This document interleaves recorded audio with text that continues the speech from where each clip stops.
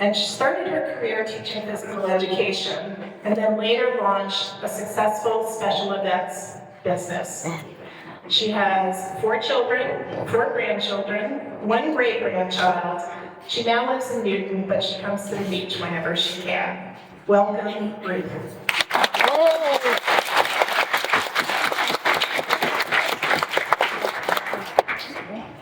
In the first place, I don't hear very well, so I'm very conscious of people who don't hear.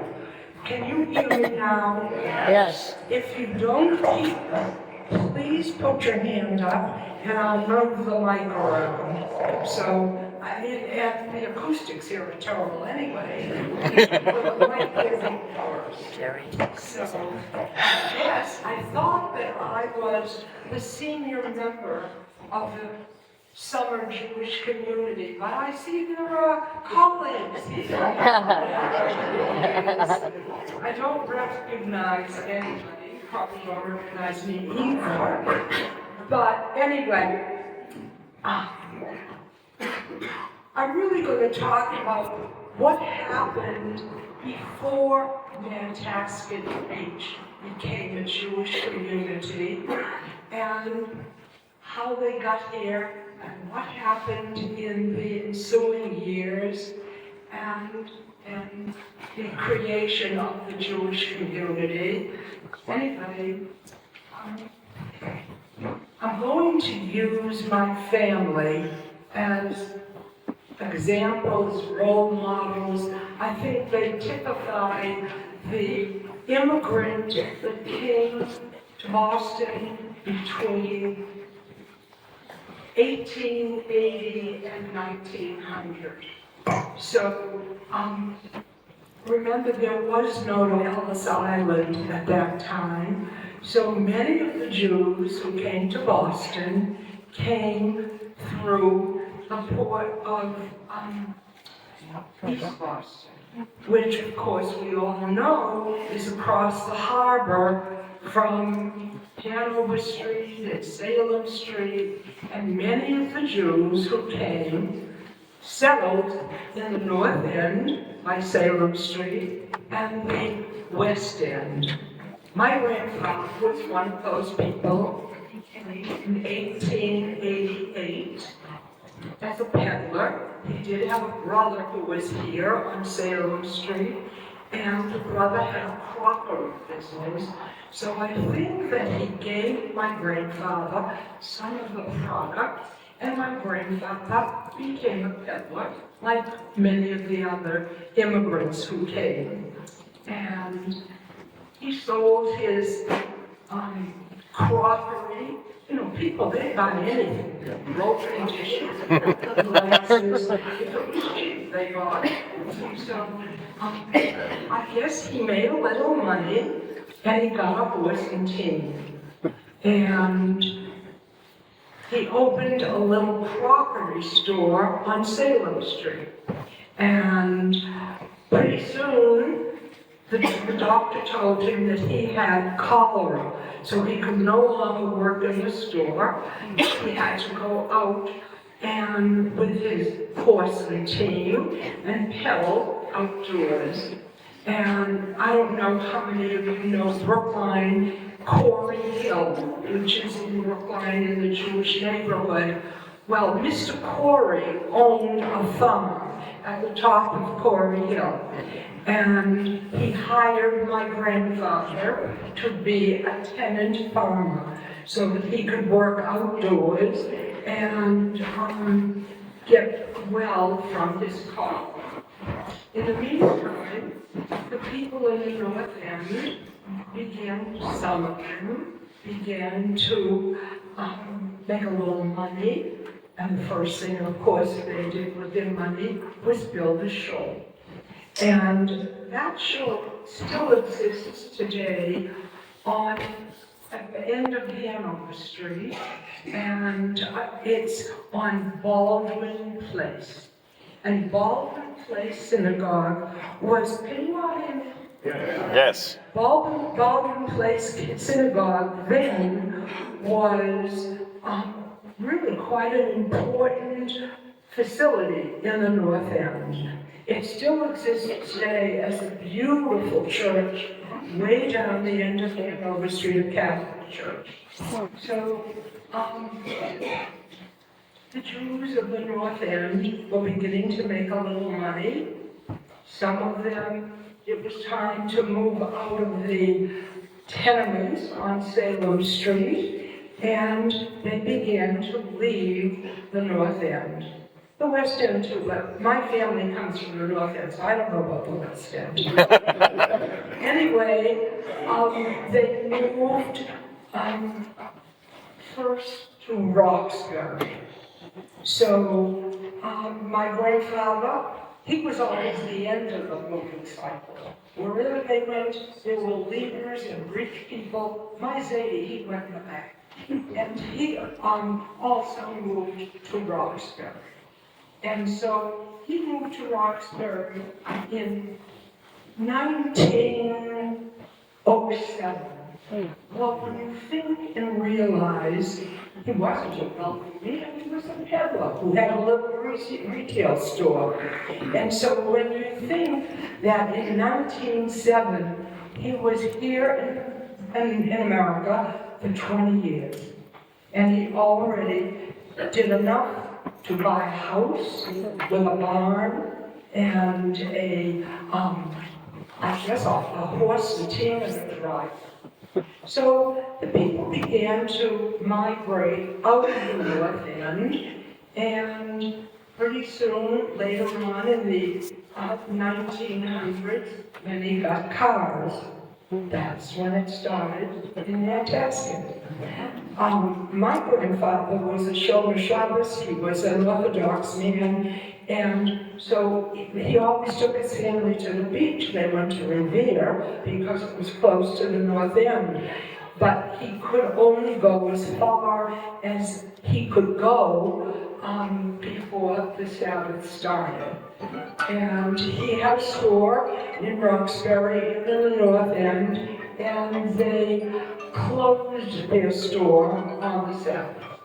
So anyway, the Jews became a little more mobile. A few had cars. The wealthy Jews were able to move out and come to a beach. This was the closest beach. And so the wealthy ones lived on Manor Avenue between Rock and Coburn. On Beach Avenue lived the Irish Catholics. Because they were not welcome in Cape Cod, they came here and they lived on Beach Avenue from Pepper Street to Adams. So that's really how it all started. And gradually, people got a little more money, and they bought homes, and people had a little more money and bought a car. They came to the beach. And with their cars, I didn't really write on the whole thing, so you'll have to forgive me. Many of them rented rooms from the people who owned large homes. And they rented rooms. I remember this time too, when a family would come to the beach, they'd rent one room for 4 kids, and the father came on the weekend, and they had kitchen privileges. Maybe it was icebox privileges, I'm not sure.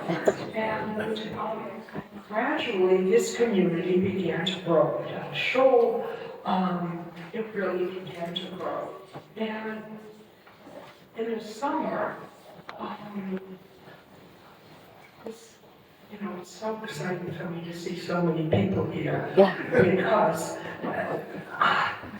that's how it always was, particularly on the Sabbath. It was full. The women sat here, the men sat there.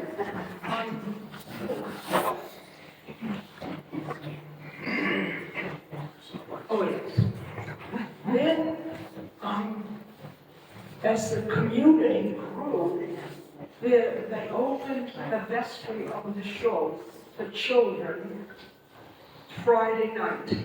and there was a shop of service, and the kids came, and a nice man who lived up in Alderton, by the name of Lars Spelfogle, if you remember him, brought candy. And so the kids didn't care about the shop service. And so it was always full. And there at the beach. Oh. You can't hear that. Typical. So gradually, everybody came to the test. The people who could afford to rented. The people who didn't have cars, the kids hitchhiked. They came in droves. And there were a lot of intermarriages in those days between rich and poor. When they put on a bathing suit, that was the great equalizer.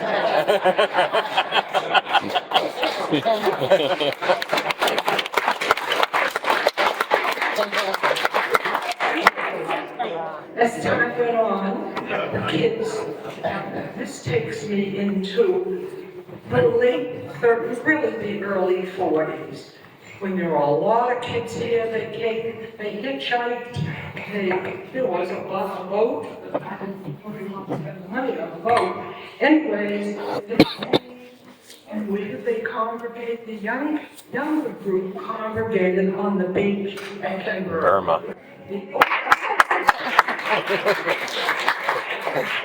Kids were, everybody lied about their age. So that age group was one, they made believe they were 1 year older.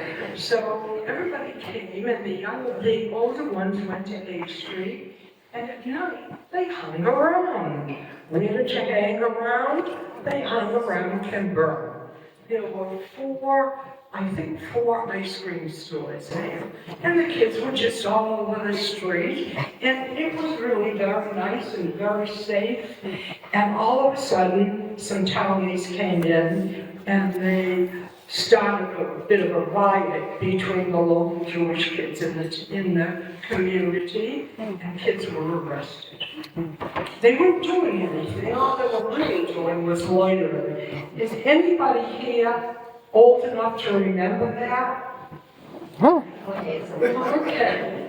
And so there was a Miller family who lived next door to Birmingham, and he had 3 teenage kids. And they opened her house for the kids so they wouldn't hang around Canberra. And one kid came, a smart aleck kid, broke all the glasses when they stood up to punch. So that was the end of that. And then the community realized that we needed a place for Jewish kids to go, to be safe, to be with other Jewish kids, and they began to talk about a youth center. The year before the youth center opened, they met, the kids would meet in the evening, the teenagers. It wasn't terribly well populated, but they did come, and I used to lead the counselor, they call me the house lady. And so that was in 1946. And they realized that they needed something to hold the youth. So what did they do? A group of heavy hitters, very wealthy men, lived in the block between Coburn and toward Adams Street. There were about 8 houses. Jimmy Ackles, you know what it is? Jimmy Axelrod, Red Benjamin, and they contacted all of the Jewish people in town and raised money for a youth center. And the youth center opened in 1948. Anybody remember the youth center? It was really an exciting place. I was like the first. They had, Luke Cohen was assistant director, and Ani Borowski was he was the director, Ani Borowski was assistant director. And I was the first person hired as a counselor. And it was really very just amazing. We had as many, and this is just not a fabrication, as many as 1,000 kids a night. Wow. Divided into 5 groups. Because the whole premise was they were in the beach, go to the beach. So we didn't open until 5 o'clock. And at 5 o'clock, we had a group called the midgets.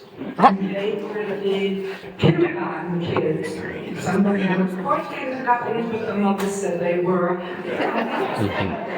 So we had kindergarten group, the juniors who were first and second grade, and then the intermediates and junior high, and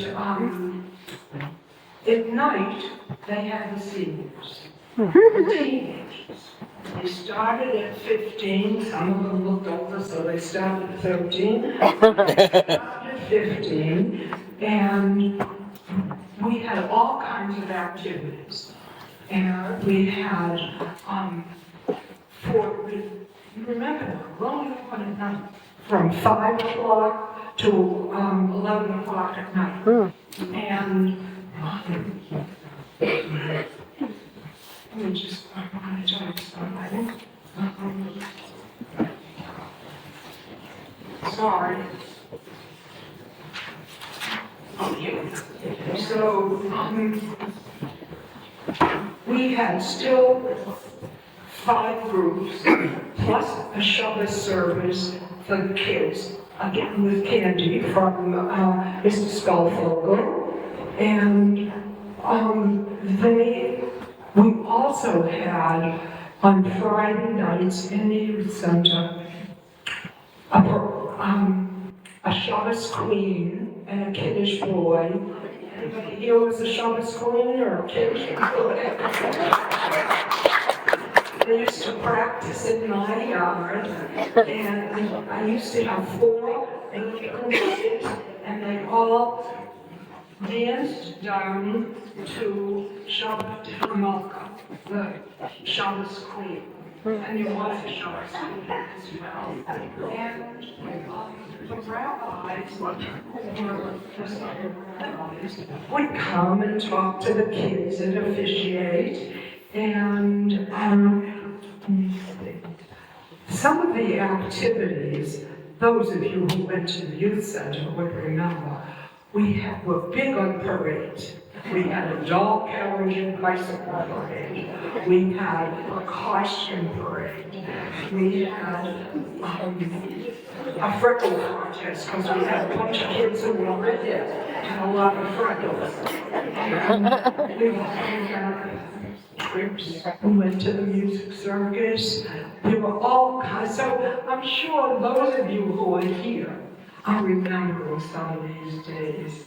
And then, what most of you didn't know is we even had a summer Hebrew school. And the Bureau of Jewish Education hired a Mr. and Mrs. Plitch from Worcester. And they came, and there were 6 kids of that. The Diengott girls, my 2 daughters, and the Wolf boys, one of who was an Orthodox rabbi. And that was the nucleus of the kindergarten program. And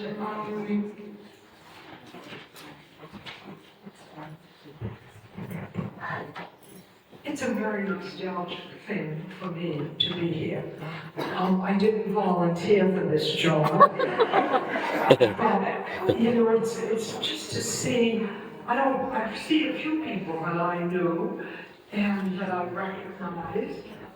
There are also people I see from Shul that when I go to Shul, I would see them on Saturday. So, I think I left in 1952, and I left here now. And we also had Sunday night adult dancing, ballroom dancing. And I used to teach ballroom dancing. And so I left my dancing.